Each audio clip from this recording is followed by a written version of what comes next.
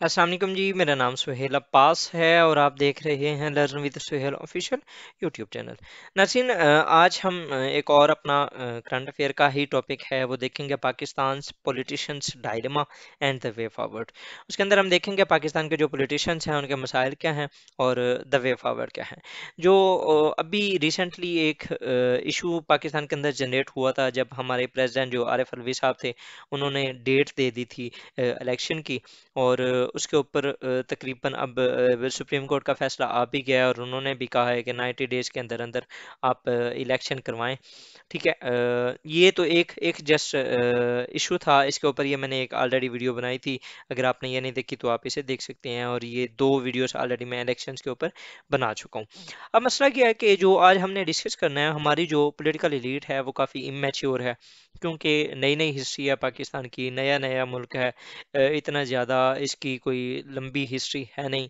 अभी उस तरीके से ग्रो इसने किया नहीं है, इसी तरीके से उसके जो पॉलिटिशियंस हैं वो भी अभी इमेच्योर हैं। गलतियां छोटी छोटी करती हैं, ठीक है, लेकिन उनको जो गलतियां होती हैं, इनको जब अपॉर्चुनिटीज़ बहुत ज़्यादा मिलती हैं, लेकिन ये उन अपॉर्चुनिटीज़ को जो कैश नहीं करते, लेकिन उनका जो फ़ायदा होता है वो किसको होता है? नॉन डेमोक्रेटिक फोर्सेस को। तो वो किस तरीके से करती हैं? फिर वो डिसलॉज कर देती हैं सिविलियन गवर्नमेंट्स को। और ये जो होती हैं आपस में एक दूसरे के खिलाफ, वो जो एक ब्लेम गेम होती है वो चलते रहते हैं, और बैकएंड के ऊपर जो फवायद हैं वो कौन ले जाते हैं? नॉन डेमोक्रेटिक फोर्सेस, जिसके अंदर आपकी मिलिट्री हो गई, आपकी जुडिशरी आ गई हुई है, वो सारा कुछ। अब ये देखें कि दो भाई हैं, जब वो आपस के अंदर एक दूसरे के साथ लड़ते रहेंगे तो जाहिर बात है कि बाहर से कोई आके उनके ऊपर रोल करेगा ना, फिर वो आके उनको बताएगा बेटा आप इस तरीके से ना करो, ये मैं आपको एक रास्ता बताता हूँ, आप ये कर लो। ठीक है, तो फिर वो उस चीज़ के ऊपर एग्री हो जाते हैं। ठीक है, तो इससे बेहतर नहीं है कि वो आपस में एक दूसरे के साथ लड़े ही ना और अपनी ज़िंदगी एक आज़ादाना तौर पर गुजारें। लेकिन पाकिस्तान के अंदर इसी तरह ही हो रहा है कि जब भी जो पार्टियां हैं यहाँ पर वो भाई हैं और वो एक दूसरे के साथ लड़ते हैं, उधर से मिलिट्री या उधर से जुडिशरी वो आते हैं, वो आके कहते हैं बेटा आप इस तरीके से ना लड़ो, ये एक मसला है, आपने ये मसला बताया, उसका हल ये है, आप इस तरीके को फॉलो कर लो। और वो फॉलो करना स्टार्ट कर देती हैं।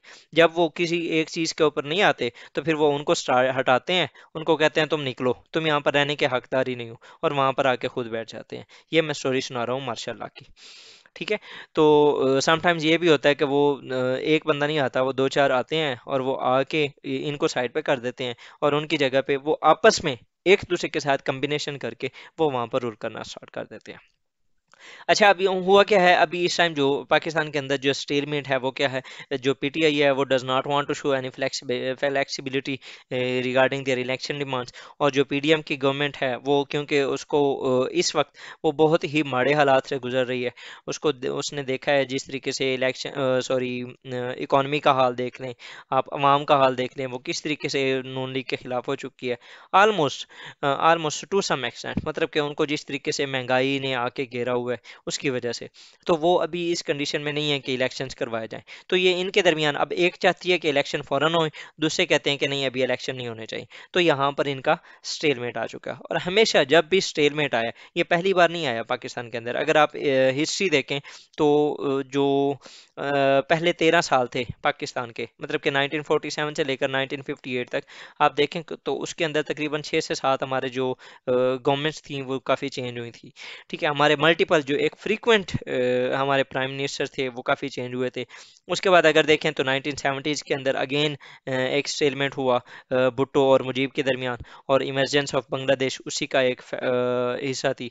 उसके बाद अगर आप 1990s को देखें तो 1990s के बाद जो जनरल मुशर्रफ ने आके कू किया, वो भी उसी स्टेलमेट का नतीजा थी कि पहले बीबी आती थी, फिर नवाज, फिर बीबी, फिर नवाज। तो उन दोनों के आपस के अंदर जो झगड़े थे उनकी वजह से एक रास्ता मिला किसको?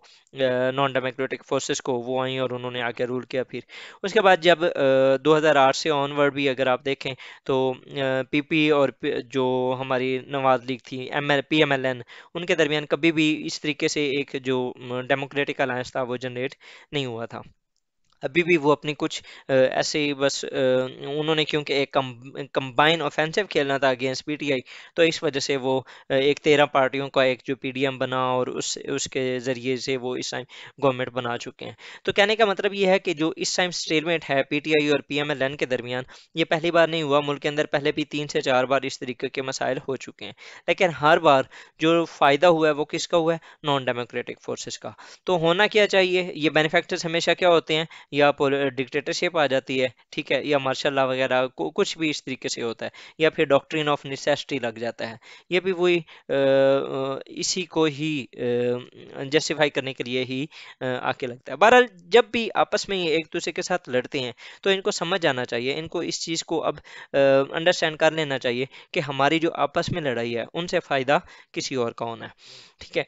तो अब जो अब ये नहीं है कि ये कभी भी इन्होंने कोई अच्छे काम नहीं किए। इनके दौर में जब सिविलियन लीडरशिप थी उन्होंने काम भी बहुत अच्छे किए। सबसे पहले जो 1973 के अंदर जो कॉन्स्टिट्यूशन था, ये इसी पॉलिटिकल एलीट का ही कारनामा था।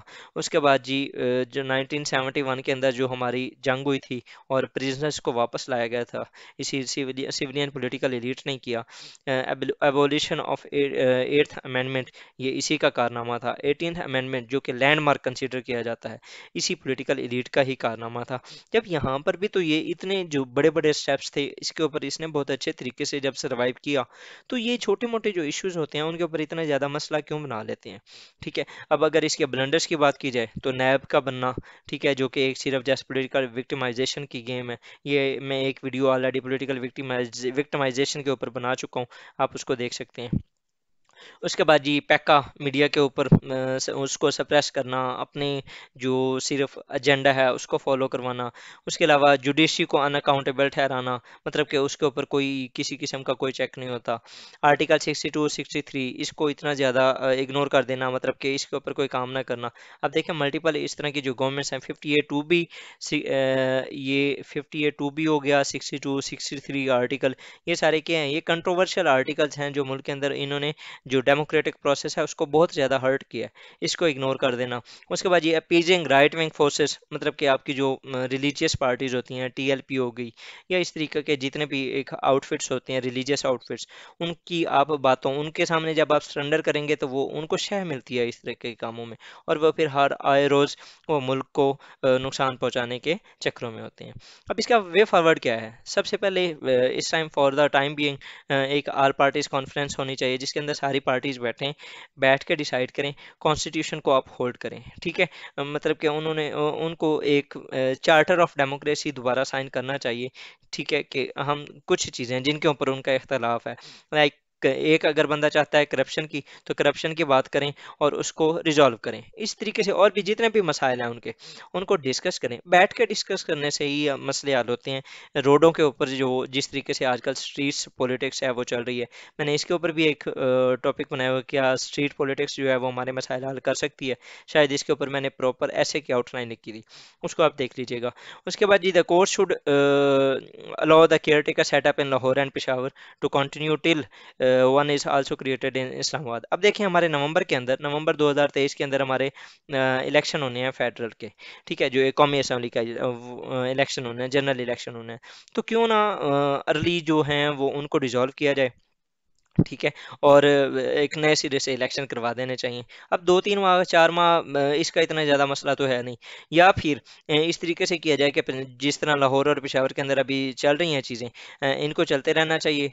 जैसे ही नवंबर तक जैसे ही असम्बली डिसॉल्व होगी, उसके बाद फिर वहाँ पर भी केयर टेकर गवर्नमेंट बना के फिर उनके इलेक्शन प्रॉपर करवा दिए जाएँ। पाकिस्तान के पास इतने पैसे नहीं हैं कि वो इलेक्शंस के ऊपर इस तरह बार बार वो लुटाता रहे। अच्छा, इसके बाद जी it is time to politician sat together and decided once for all they will respect constitutional limits, ठीक है। अब चाहे आर्मी चीफ की तकर्री का मामला हो, ठीक है, या कॉन्स्टिट्यूशन को मतलब कि और किसी भी लिहाज से नैब का कोई इशू हो गया, इलेक्शन कमीशन ऑफ पाकिस्तान का कोई इशू है, ठीक है, या किसी को आपने एक्सटेंशन देनी है, नैब के चेयरमैन का कोई मामला हो, कोई भी इस तरीके का मसला हो, तो आप उसको बैठ के डिसाइड करें कि हम जो कॉन्स्टिट्यूशन है उसको कभी भी एब्रोगेट नहीं करेंगे। न्यूट्रलिटी ऑफ जो नॉन डेमोक्रेटिक फोर्सेस हैं उसको प्रिवेल करना चाहिए, मतलब कि जो जुडिशरी है या जो मिलिट्री है उनको चाहिए कि वो अब अपनी लिमिट्स के अंदर ही रहें। तो ये था जी हमारा आज का टॉपिक, जिसके अंदर हमने क्या देखा है कि जो पॉलिटिकल स्टेलमेट्स हैं उसका हमेशा जो फ़ायदा हुआ है वो नॉन डेमोक्रेटिक फोर्सेस को हुआ है। तो बेहतर ये है कि क्यों ना कि जब हम अपना मसला हम खुद हल कर सकते हैं, तो क्यों हम तीसरे बंदे के ऊपर हम डिपेंडेंट करते हैं, फिर बाद में ये कहते हैं कि वो इन्वॉल्व होते हैं, वो आते हैं, वो आके हमारे मसले ख़राब करते हैं, या उन्होंने उनको सपोर्ट कर दिया या उन्होंने उसको सपोर्ट कर दिया। तो भाई आप उन्हें बुलाओ ही ना, आप अपने मसले खुद हल कर लो, आपको कुछ करने की ज़रूरत ही नहीं है। इवन कि मैं एक आर्टिकल पढ़ रहा था, जवेद चौधरी साहब का एक कॉलम था, उसके अंदर उन्होंने लिखा हुआ था कि जनरल बाजवा साहब ने उन्हें मल्टीपल टाइम्स, जितने भी पॉलिटिशियंस थे उनको मल्टीपल टाइम्स कहा है कि सर आप आपस में एक दूसरे के मसाइल बैठ के हल कर लें, हमें क्या ज़रूरत है हम यहाँ पर आके इंटरवेन करें।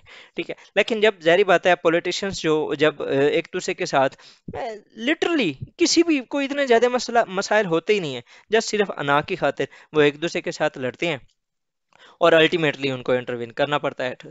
ठीक है, आप अपने मसाइल खुद हल करें, आप मैच्योर हो जाएं। ठीक है, उनको ज़रूरत ही नहीं पड़ेगी कि वो आपके मसलों के अंदर आके टांग अड़ाएं। तो विद दिस वर्ड जी I would like to thank you for watching my video. ये जो हमारा एक पॉलिटिशियंस का जो डायलेमा है उसको सॉल्व करने के लिए हमें जो हमने स्टेप्स बताए हैं, अगर इनको फॉलो किया जाता है तो hopefully the country will be heading towards a proper democratic state. With this word जी thank you for watching my video. अगर आपको अच्छी लगी हो लाइक करें, सब्सक्राइब करें एंड शेयर करें with your friends. Thank you, अल्लाह हाफिज़, जज़ाकल्लाह।